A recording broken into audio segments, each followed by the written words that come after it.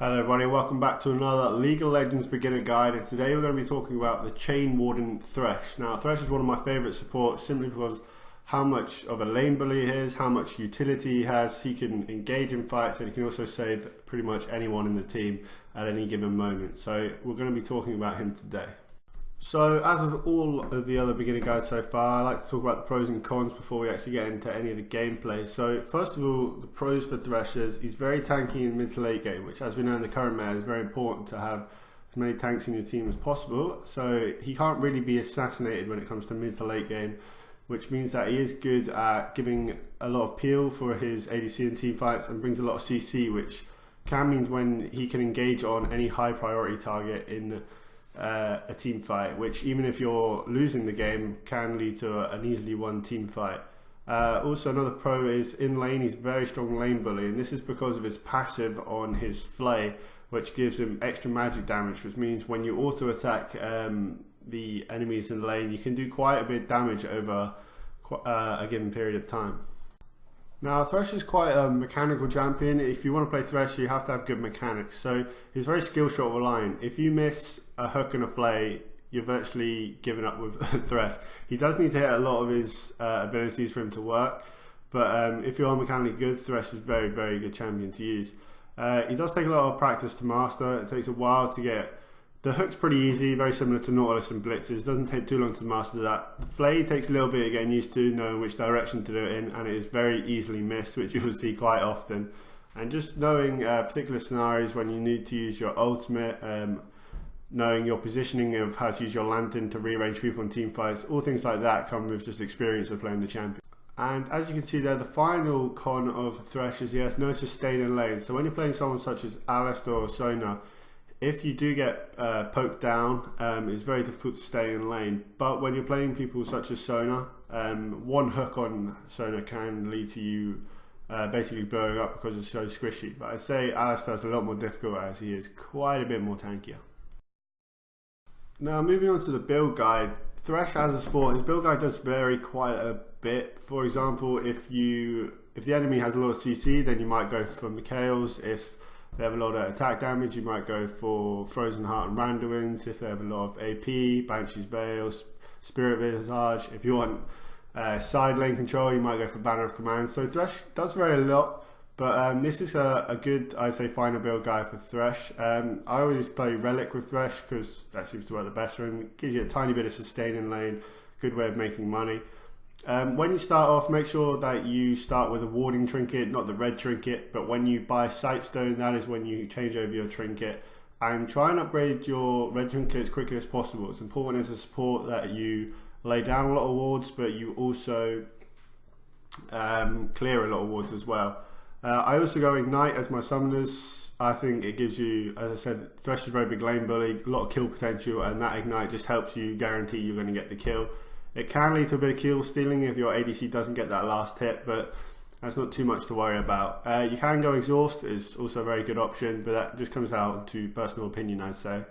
And the last thing I'd like to say about your build is, as you can see in that one, he's gone Mercury Treads. I wouldn't go for that one. I think that was more kind of a late game thing for him because as you can see in this, he does have Mobies early on. Thresh is very good with Mobies early on as it allows you to go to the mid lane and possibly help out your mid lane and get a kill. I've also seen Boots of Lucidity, which is your cooldown reduction. Also works a lot for getting as many hooks as you can, as many flays, and Lantern, which obviously can provide a lot of help to your team if they get into any situations where they need pulling out. So there are quite a few options for Thresh, but it does depend on the enemy composition, your composition, and just what you feel most comfortable with. So up on the screen now are the runes, which will be followed by the masteries. I'm not going to speak too much about these, this is all preference. Generally these are pretty good though for a support such as Thresh. And just if you want to copy them over, then be sure just to pause the video. And finally, the last thing I want to talk about before we get into some gameplay is your ability order with which you upgrade first. Now, generally you upgrade Flay first, gives you a little bit more harass in lane. However, if you are planning to invade or you think you can catch out one of the enemy team at level 1, then you can use Q. That gives you a longer period of CC, which allows your team to get the kill. So that all depends, so try and leave your abilities open as long as you possibly can. After you've done Flay, you do Death Sentence and Lantern, and then once you've upgraded those 3, focus on Death Sentence, then Flay, then Dark Passage as well. Those are the 3 that's the order you do those 3 in. So moving to some gameplay, the reason I find Thresh so fun to play is the same reason why I find Blitz so fun to play, is her hook really. It's so fun to try and catch the enemy out of position, try and think about what the enemy's going to do in their movement and predict it. Now that comes with experience of playing the champion, but in this clip Sivir gets caught out of position, doesn't have spell shield because she's such an early level, easy kill for my lane, and although I thought we couldn't fight early in this matchup because of how strong Alistar is early game, getting that kill early on, getting the flash out of Alistar as well, it was a great way to start lane, especially of getting the kill onto Jinx as well. Now in this next clip there's a few things that happen. First of all, I get my hook onto Alistar. Now he tried to get onto Jinx, which wasn't a bad play, but here I get a double Flay which does damage to both of them, Ignite Sivir which takes her out straight away. Alistar still wants the kill, but throw your Lantern onto your ADC and it gives them that little shield. And in the end that turned it around. If Jinx had died there, it probably would have been a 1-for-1. I don't do an awful lot of damage and Alistar is pretty tanky. And we were also just about to hit 6 there, which made it a great time to fight. Now, in comes Rexar, who's already hit 6. I tried to predict it. Unfortunately, I just missed. I actually think it's pretty unlucky that just misses. But in the end, I managed to get the kill. For some reason, Rexar jumps back onto me here. Not really sure why, but there's quite a few things that happen in that play, and that is just things that happen with experience with Thresh. I think that Lantern shield is one of the most important things to do in a fight. Just get it down, try and get it on both of you if you can. And those things like that, little things, can lead to winning the fight. Now in this clip, this isn't the best play in the world. It's a tiny bit of a misplay in this clip, but it gives you an idea of how to use Thresh's Lantern. So here Alistar engages onto Jinx, Rengar comes out, and I throw the Lantern just in front of Jinx. Now she has to heal, but when you throw the Lantern, don't throw it on top of the person you are throwing the Lantern to. You want to do it where they're moving towards, to give them so they don't have to move backwards, and it's not necessarily on them either. You can block Thresh's Lantern by standing on top of it. It is a little bit difficult, but it can be done, so you've got to try and watch out for that as well. In that clip I missed my Flay, which almost led to Jinx dying, but luckily she used a heal. But it is important that you learn how to get that Lantern away properly. So here's another clip of how it is possible to get your Junker to gank in lane. As you say here, Lee Sin says he's ready for the Lantern, which means I can throw the Lantern back for him and we can engage onto our target. Now this isn't a perfect engage. Alistar knocks all 3 of us up, which is a really good knock-up. And I can only get my hook onto no one, which didn't help, but we managed to get Sivir. Lee Sin goes down, but Rengar comes in to kill Jinx. Here I am able to use my ultimate. Now ultimate is a very good way of disengaging. It gives your ADC a little bit of peel.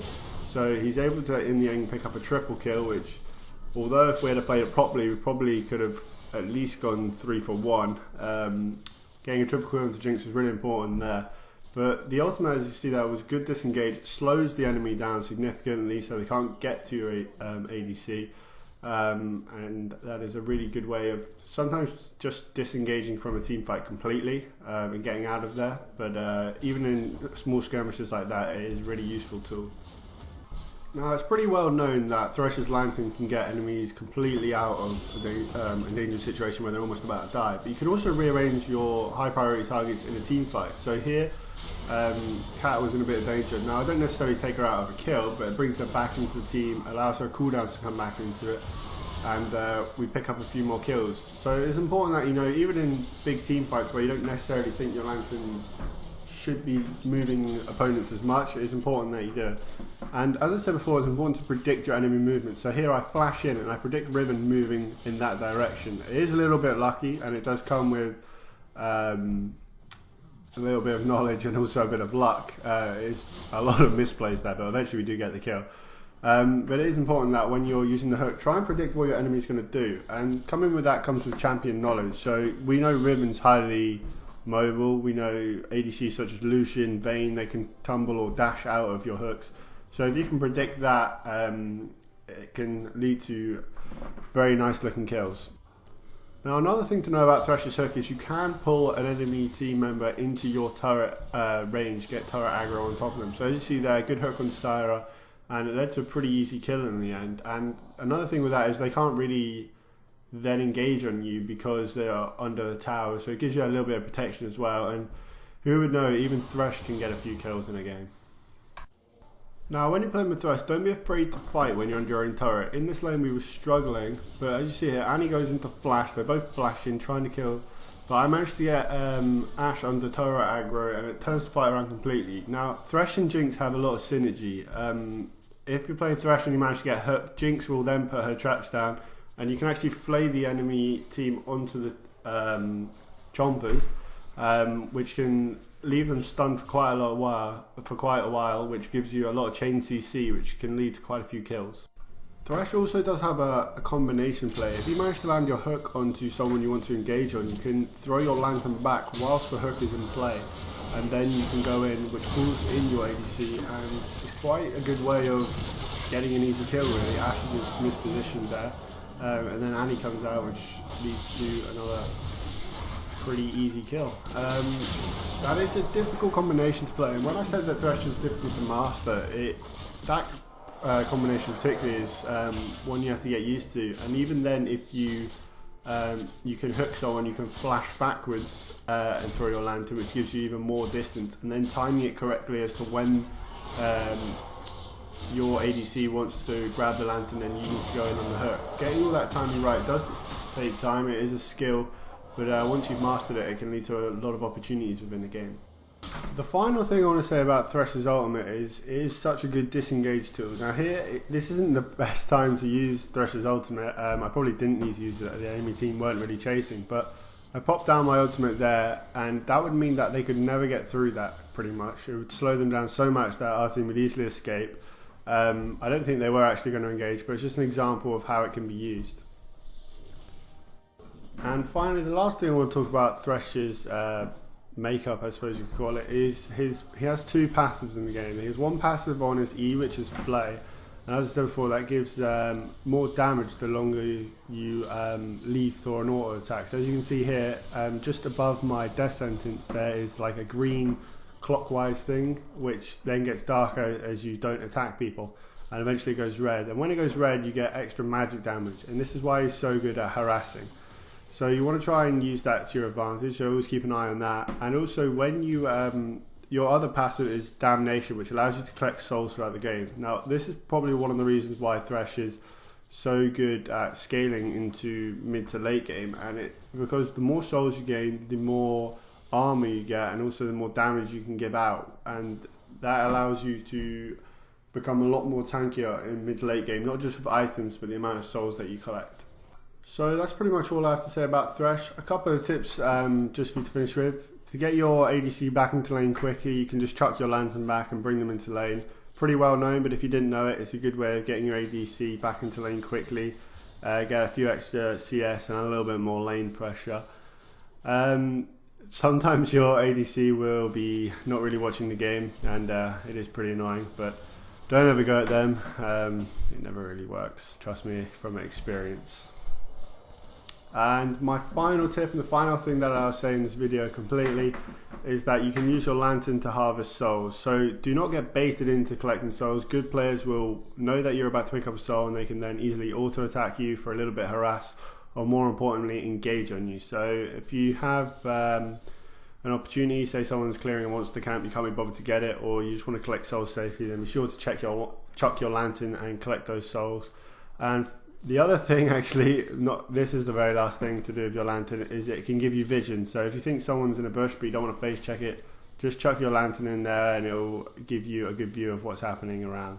That's all I have to say for this video. If you enjoyed it, then sure to like, comment, subscribe.